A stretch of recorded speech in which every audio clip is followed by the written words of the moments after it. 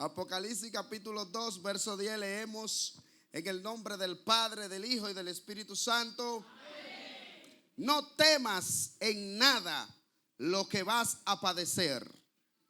He aquí el diablo echará a alguno de vosotros en la cárcel para que seáis probados y tendréis tribulación por 10 días.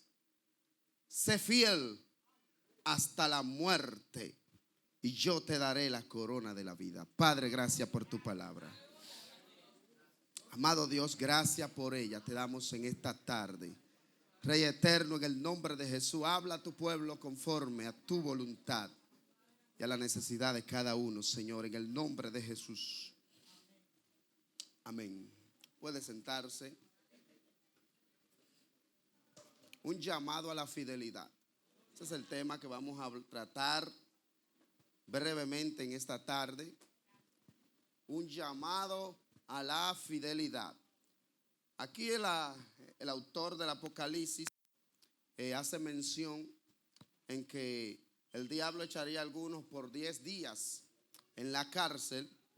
A mí me echaron como por 900 y pico de días, casi mente. Como 786 días creo que fue que yo tuve. Ahora bien, cuando aquí habla de 10 días, el 10 en lo que es la numerología bíblica, cada número tiene un significado en la palabra. La Biblia, cuando hace mención de un número, no lo hace simple y llanamente por mencionar un número, no. La numerología, cada número tiene un significado importante al cual hay que prestar atención. En este caso, que es el número 10 que se hace mención, pues el número 10 representa lo que es la perfección del orden divino. En numerología bíblica, la perfección del orden divino. Por eso el Señor a su pueblo le demanda un diezmo que equivale a un 10%. O sea, es la totalidad que el hombre le debe al Señor y debe de entregarle. Por eso el Señor envía 10 plagas a Egipto, porque el Señor quería emitir un juicio divino en su totalidad a la nación de Egipto. Nótese, los egipcios tenían un montón de dioses a los cuales adoraban. Sin embargo, Dios determinó solamente 10 plagas, la cual determinaba un ataque directo a 10 de sus divinidades más importantes, porque el 10 para el Señor representa la totalidad del juicio divino. Pero también el Señor Jesús tuvo una totalidad de 10 veces en la que Él se autodenominó el pan de vida, en la que Él se autodenominó el yo soy 10 veces, porque la totalidad divina. Abraham fue probado durante 10 ocasiones también, porque la prueba que el Señor le trajo a Abraham fue para hacer de Abraham un hombre casi perfecto en su totalidad en el momento que fue procesado. Alabado sea el Señor. Por eso aquí en el Apocalipsis hace mención de que 10 días, el 10 días, el 10 número total de la prueba divina, o sea, la totalidad de la prueba divina del Señor. Eso representa el 10. Ahora bien, en cuanto a un llamado a la fidelidad, que es lo que vamos a tratar brevemente en esta tarde, no le voy a quitar mucho tiempo. Cuando hablamos de fidelidad, pues no nos referimos solamente a cumplir o a ser honesto, leal a una persona. Pues usted puede ser fiel a una persona, sin embargo ser infiel a Dios. Podemos ser fieles a un amigo, a un compañero, incluso al pastor podemos ser fiel. Sin embargo, podemos serle infiel a Dios. Ser infiel a Dios con cualquier cosa menos pensado, nosotros podemos serle infiel a Dios. Por eso tengo 4 objetivos claros en esta breve exhortación. Número 1, comprender qué significa ser fiel en el contexto de la relación con Dios y en nuestra vida cotidiana. Número 2, reflexionar sobre las implicaciones de traicionar la confianza de Dios y cómo ésta afecta nuestra vida espiritual. Número 3, identificar las acciones y actitudes que demuestran fidelidad, como el cumplimiento de promesas, la obediencia y la perseverancia en las pruebas. Y número 4, motivar a los creyentes a mantener su fidelidad hasta la muerte, confiando en las promesas divinas y la fidelidad de Dios. Son los 4 objetivos que quiero que en la mente y el corazón de cada presente pues se quede inculcado el día de hoy. Y cuando hablamos de fidelidad, como le dije, pues no hablamos solamente ni nos referimos a alguien que se ha mantenido leal a una persona. La fidelidad implica muchos aspectos de la vida, bastante, en especial cuando nos referimos al tema de la fe, al tema del hombre, su relación del hombre con Dios. Nótese que la Biblia dice que el Señor en 2 de Timoteo capítulo 3 dice que aunque nosotros seamos infieles, Dios permanece fiel. ¿Por qué Dios permanece fiel aunque usted y yo seamos infieles? Porque Dios tiene un atributo divino que usted y yo no tenemos. Dios es inmutable. Dios no cambia. Dios no vive variando conforme a la circunstancia. Lo que Dios le promete a usted no importa cómo usted se haya portado, siempre y cuando la promesa de Dios no haya sido condicionada. Si Dios le dice a usted, yo te voy a bendecir porque quiero bendecirte, aunque la situación sea contraria, Dios le va a bendecir sin importar la circunstancia. Porque cuando Dios emite una promesa para alguien, Dios la cumple porque Él es fiel. Él mismo dice en su palabra, cuando vayas a la casa de Dios, no te apresuren a hacer promesa que no vayas a cumplir. ¿Sabe por qué? Porque Dios no se complace en los insensatos. Dios no se complace en la gente que actúa por impulso.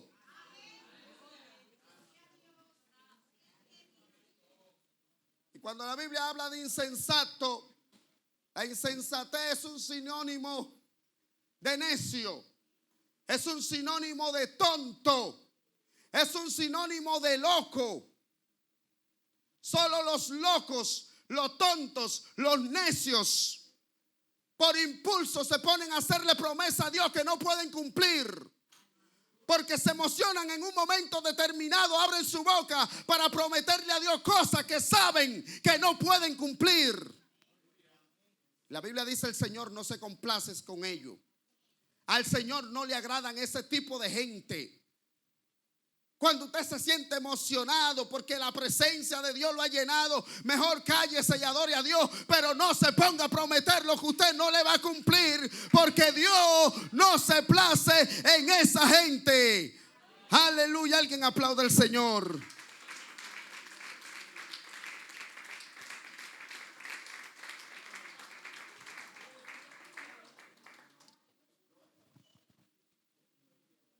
La infidelidad no solo es traicionar la confianza de alguien, también es traicionar la confianza de Dios.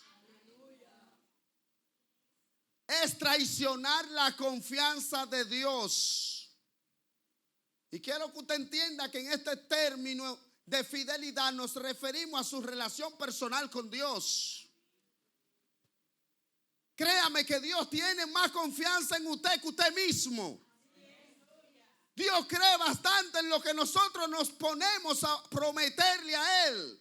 Dios se toma muy en serio lo que usted dice que va a hacer para Dios.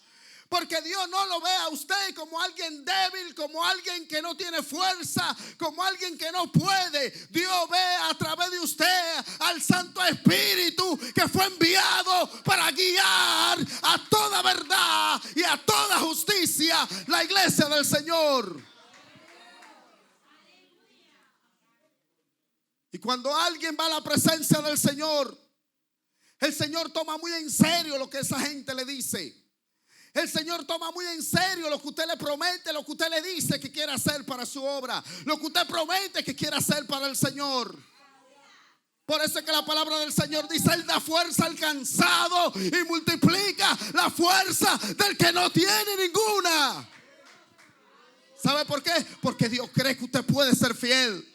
Dios cree que usted puede cumplir lo que usted promete. Dios confía en lo que usted le dice de rodillas. A veces oramos y hablamos Y ni siquiera nosotros mismos creemos en lo que pedimos. Sin embargo, Dios está en el cielo poniendo su confianza plenamente de que usted está dispuesto a cambiar. Y por eso cuando se humilla, cuando pide perdón, Dios lo perdona, creyendo que usted puede ser restaurado.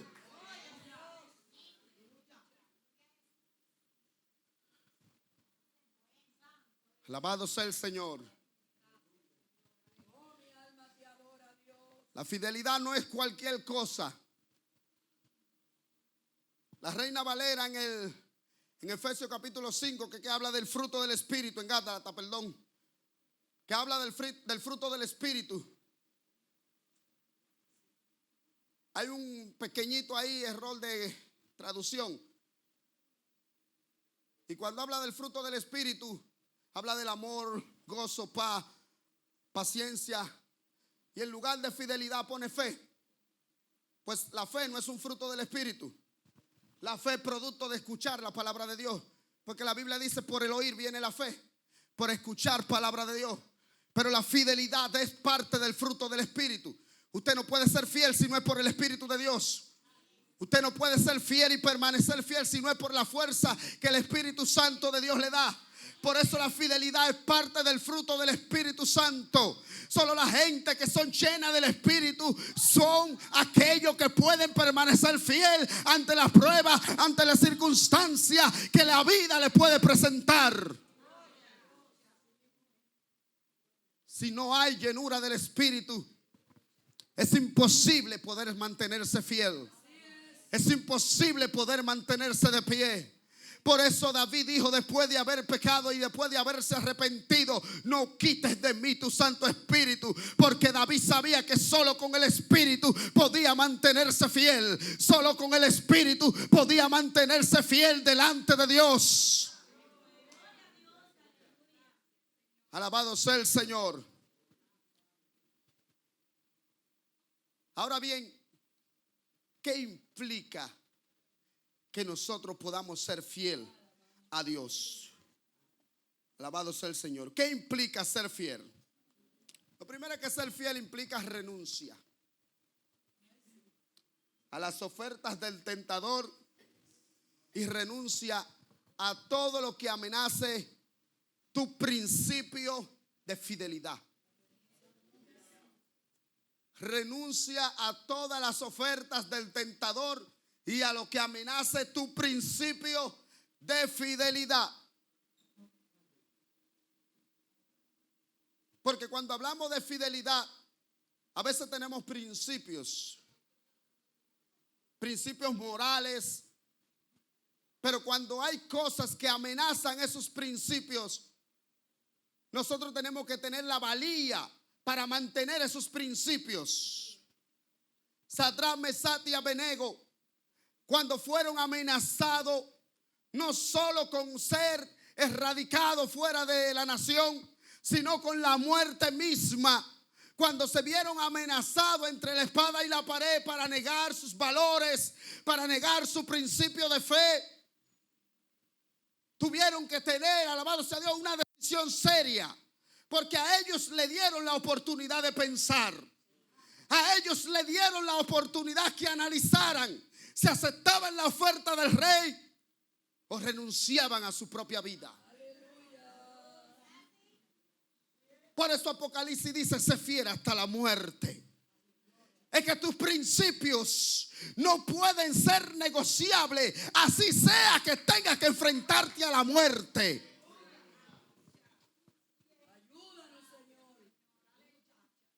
Es que lo que el Señor ha entregado en la mano nuestra no es negociable. Así sea que tengamos que dejar el pellejo, seremos fieles hasta la muerte. Alabado sea el Señor. Por eso la Biblia dice que estos muchachos prefirieron morir. Decidieron morir primero, antes que negar los principios, antes que negar la fe que ellos creían. Pero como el Señor dijo, sé fiel aún hasta la muerte, el Señor vio la decisión de ellos. El Señor vio que estaban dispuestos a entregar su vida. El Señor vio que estaban dispuestos a morir por causa de Él. La Biblia dice que el Señor también se metió en el horno de fuego. Y mucho antes que ellos cayeran al fuego, ya Dios estaba metido en el fuego. Cuando Dios va a meter a alguien a la prueba, Dios se mete primero. ¿Sabe por qué? Porque la prueba Dios tiene que condicionarla para que no te mate en el desierto. Aleluya. Es que hay gente que creen que Dios lo dejó solo en un lugar. Óigame, antes de usted caer a ese lugar donde está siendo procesado, ya Dios se metió primero. Aleluya.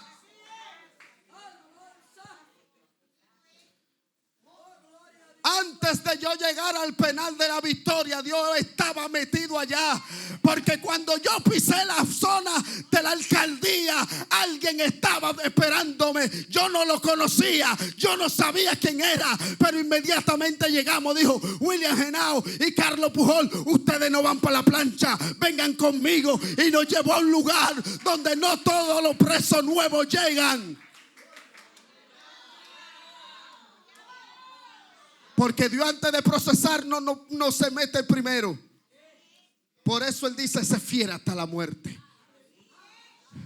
El diablo, hay mucha gente que están en el desierto y el diablo quiere provocarlo a que sean infieles. Aleluya. Pero hay otros que Dios sabe, el diablo sabe que aunque se mueran en el desierto, no serán infieles, se mantendrán fieles. Aunque la sed y el hambre en el desierto ataquen, ellos creen que hay un Dios verdadero que en Él les espera. Aleluya.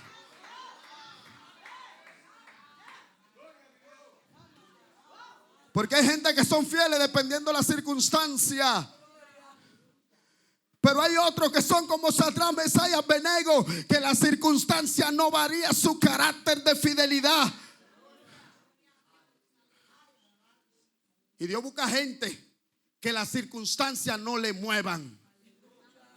Porque el pueblo que la circunstancia era que lo movía, se murió en el desierto. El pueblo que salió de Egipto adoraba cuando la circunstancia era favorable. Cuando cruzaron el Mar Rojo, dice la Biblia, las mujeres cogieron pandero, los hombres cogieron flauta, todo el mundo empezó a cantar, empezó a adorar, porque el Mar Rojo se había abierto, los egipcios se habían ahogado. La circunstancia era para adorar. La circunstancia era para levantar la mano, tocar pandera, tocar trompeta y adorar a Dios. Aleluya. Un mes después, el mismo grupo fue llevado al desierto. No había agua, no había sed. Y el mismo grupo empezó a hablar y a maldecir. Nos hubiéramos muerto en Egipto. Teníamos tumba, teníamos comida, teníamos agua, y nos trajiste a morir en el desierto. Ese pueblo, Dios le dijo a Moisés: tu pueblo se muere en el desierto. Porque no creyeron, porque fueron incrédulos. Ve y desciende, que tu pueblo se ha revelado.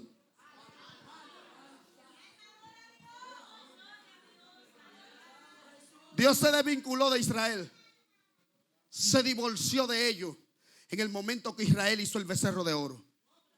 Dios le dijo a Moisés en el desierto, mientras el pueblo estaba adorando y sacrificando al becerro, y Moisés en el monte, Dios le dijo: tu pueblo se ha corrompido. Ese no es mi pueblo, ese es tu pueblo.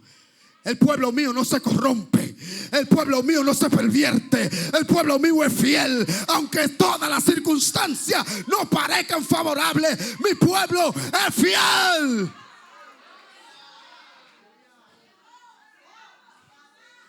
El pueblo que sigue al hombre se corrompe. El pueblo que adora porque las circunstancias sean favorables se corrompe.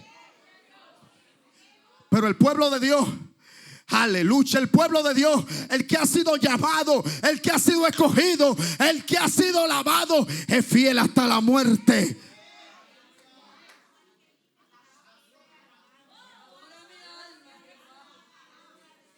Adórele. Él está aquí. Aleluya.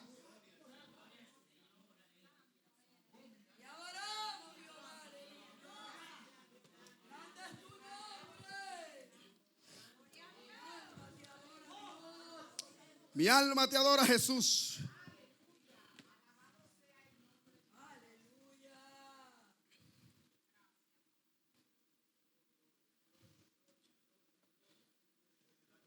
El Señor dijo: sean fieles hasta la muerte.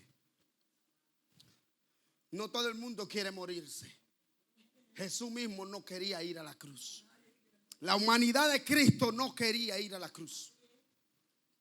Jesús sabía que la única forma, el único remedio de restaurar al hombre era con la muerte, era con el sacrificio de Él. Pero a pesar de todo, Él, su humanidad, no quería morir en la cruz de la forma que le tocaba. Por eso en el momento de la prueba, en el momento del Getsemaní, Jesús, dice la Biblia, sudaba sangre.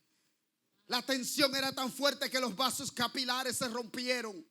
La tensión era tan desesperante que Jesús estaba temblando, estaba sudorando sangre, estaba que no podía ni siquiera estar en pie. Hay pruebas que nos ponen a temblar. Hay pruebas que nos ponen a sudar sangre.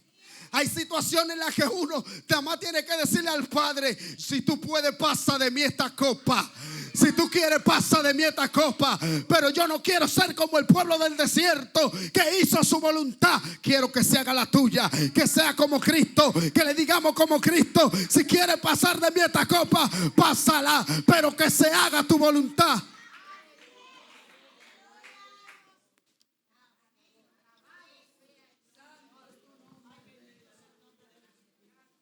Es que en el momento de la prueba es que se ve cuál es fiel y quién no es fiel. Es que en el momento en el que nos vemos amenazados es que podemos demostrar nuestra verdadera fidelidad. Mientras Israel estaba esclavo en Egipto, Israel quería a quien sea que vaya a sacarlo de aquel lugar.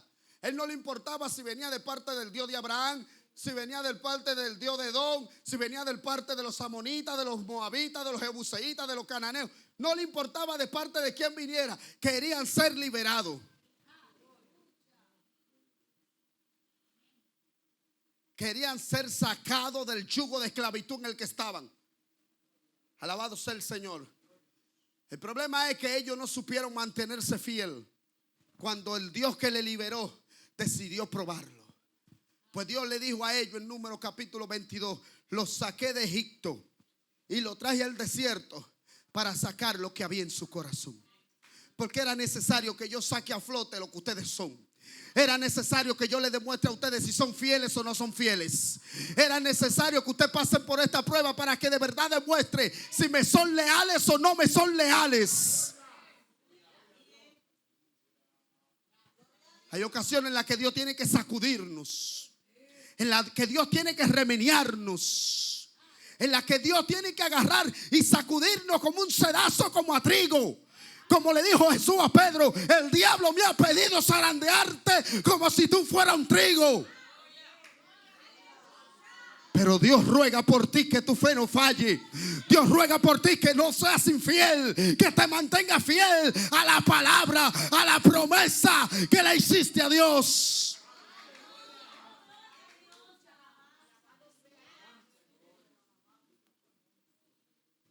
La fidelidad de Dios hacia nosotros y su confianza hacia nosotros es tan grande que Jesús le dijo a Pedro: después que el diablo te zarandee, una vez más tú vendrás a mí y tú ve y conforta a tus hermanos. Jesús confiaba tanto de que Pedro era capaz de restaurarse aún después de haber fallado, para que vayas y ayude a aquellos que necesitan confortación.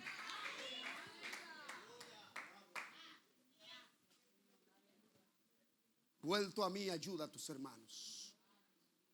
Confórtalo. Ayúdalo. Dale palabra de aliento. Que así como tú caíste, pero también te levantaste, Dios es fiel y misericordioso. Que no importa las veces que alguien tenga el piso, si se arrepiente, Dios lo perdona. que no importa la caída que sea, si viene a Cristo, Dios lo restaura. Lo que nos cuesta es ser fiel, mantenernos fiel, perseverando aún en las pruebas.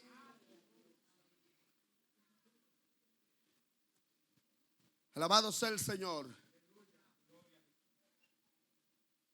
El Señor al pueblo le ha demandado en la ley de Moisés y en toda la escritura, le ha demandado fidelidad. Y el pueblo en ocasiones es fiel cuando le conviene. El pueblo es fiel mientras no toque sus principios y sus criterios personales que no tengan nada que ver con la fe de Cristo. Porque hay quienes son fieles mientras están en salud, mientras pueden caminar bien sin problemas, son fieles. Pero cuando le llega una breve dificultad, se acaba la fidelidad, se acaba el ser fiel a Dios. Mientras no hay una enfermedad, son fieles. Mientras no haya una prueba, son fieles. Y esa no es la fidelidad que Dios quiere que usted y yo tengamos. Porque la fidelidad que Dios quiere que usted y yo tengamos no puede ser condicionada a la situación. No puede ser condicionada al momento que estemos pasando. Tiene que ser una fidelidad leal a Él, sin importar lo que esté pasando a nuestro alrededor y con nosotros. Por eso el Señor le dijo: sé fiel hasta la muerte. Es que si tienes que morir por mí, tienes que morir. Es que si tienes que dejar tu vida propia, la vas a dejar para no negar mi nombre. Para no negar la palabra del Señor. Lamentablemente en este tiempo estamos viendo un montón de gentes que son fieles solo cuando le conviene. Solo cuando le conviene, si no es lo que Dios quiere para nosotros. Por eso, en esta breve exhortación, queremos que usted se motive a mantener su fidelidad hasta la muerte, confiando en esas promesas divinas que el Señor hizo. Porque Dios es fiel, dice la Biblia, y no retarda sus promesas, como muchos creen y algunos tienen por tardanza. Lo que Dios prometió y dijo de usted, Dios lo va a cumplir. Si Dios dijo que usted será un hombre y una mujer bendecida por Dios, créame que Dios le va a bendecir. Créame que si el Señor dijo que le va a salvar a su familia, créalo, solamente dele testimonio y ore y olvídese del resto, que Dios se encarga de salvarlo. Porque hay gente que se vuelve loca, que Dios me prometió esto y todavía no ven la promesa. Cuando nos alocamos hacemos lo que hizo Abraham y se llega a Agar. Cuando nos desesperamos nos llegamos a Agar para buscar cumplir la promesa que el Señor nos dio. Y cuando nos llegamos a Agar, entonces creamos un problema familiar por generaciones. Porque nos desesperamos queriendo ayudar o encaminar la promesa que Dios nos ha hecho. Creamos con confianza, creyendo de que nos llamó. Es fiel para estar respaldándonos y cumpliendo lo que Jesús dijo: estaré con vosotros todos los días, aún hasta el fin del mundo. Denle ese aplauso al Señor con vida. Padre, gracias por tu palabra. Amado Rey.